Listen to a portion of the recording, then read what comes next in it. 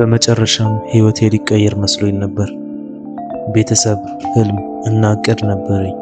የተሻለ ነገር ለመስራት የተቻለኝን ነገር ሁሉ እያደረኩ ነበር። ሰዎች ሊረዱት እንኳን ያልቻሉትን ማሽን ለመሸጥ እየሞከርኩ ነበር። ገንዘብ ግን ከእጄ እንደ አሸዋ ነው የሚበተነው።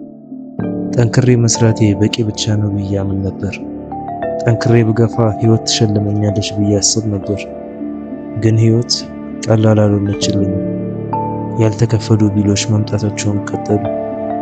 ግፊቶች እየባሱ መጡ። ቀስ በቀስ በዙሪያ ያሉት ነገሮች ከኔ መራቅ ጀመሩ። ክብሬን፣ ቤተሰቤን፣ ቤቴን አንድ ላይ ለማስኬድ እየሞከርኩ ነበር። ሕይወት ስትበረታብኝ ግን ጠንካራ መሆን ማለት እንዳልተጎዳው ማስመሰል እንዳልሆነ ገባኝ። በውስጤ ያሉት ተስፋዎች ሁሉ ሲወድቁ ጠንክሬ መቆም እንደሆነ አወቅኩ። ከዛም ከሁሉም የሚከብደው ችግር መጣ። የኔ ብቻ አልነበረም፣ የልጄም ጭምር እንጂ። ያም ሁሉን ነገር ቀየረው። ህመሜን ለራሴ ልይዘው እችላለሁ። ልጄ ግን ግራ በመጋባት በረሃብና በፍርሃት ውስጥ ሲያልፍ ሳይ እያንዳንዱን ህመሜን ያከብድብኛል። በእያንዳንዱ ሰዓት እሱን ሳይሆን ማቆም እንደማልችል የማውቀው አሁን አይደለም መቼም ቢሆን። ምክንያቱም አባት ስትሆን ህልም ያንተ ብቻ አይሆንም። መተማመኛ፣ ምቾት፣ ደህንነት አልነበረኝም። አንዳንድ ምሽቶች ምተኛበት ቦታ አልነበረም። አንዳንድ ቀናት ለነገ ደርሳለሁ ብዬ አላስብም ነበር። ግን ወደፊት መግፋቴን ቀጠልኩ። ሲደክመኝ፣ የጠፋው ሲመስለኝ፣ ዓለም እኔ ታች መሆኔን ልታስታውሰኝ እየሞከረች እንደሆነ ሲመስለኝ፣ እኔ ግን ጠንክሬ መቆሜን ቀጠልኩ። ያም ነበር ሰዎች ሁሌም የማይገባቸው። ስኬት በችሎታ ብቻ አይደለም፣ በጽናት እንጂ።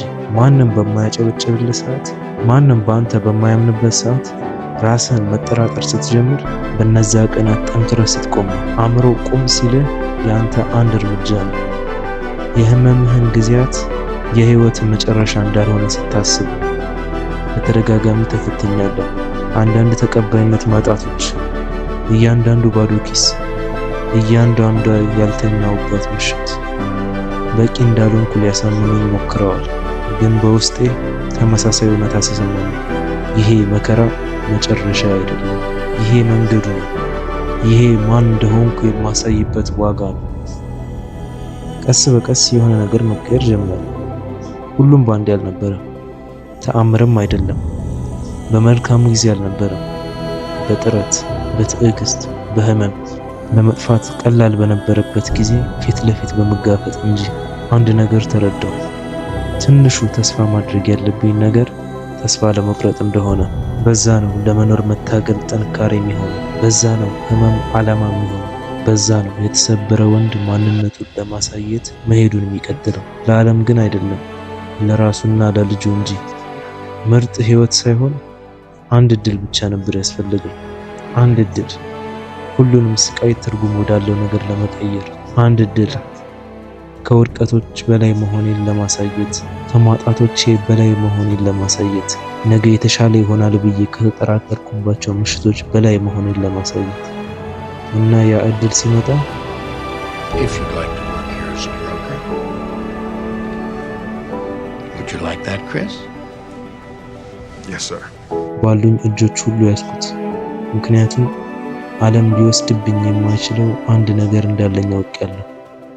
የፈለገ ነገሮች መጥፎ ቢሆኑብኝ ጸንቼ ቆሜያለሁ።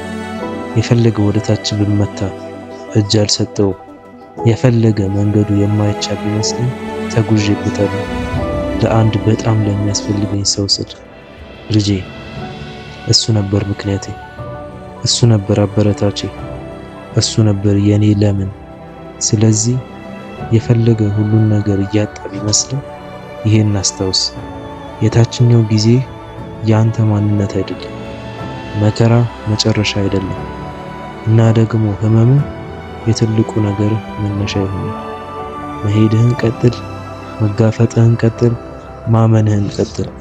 ምክንያቱም አንዳንዴ በአንተና በአንተ ወደፊት መካከል የቆመው ያለማቋረጥ ውሳኔ ነው። Hey. Don't ever let somebody tell you you can't do something. Not even me. All right?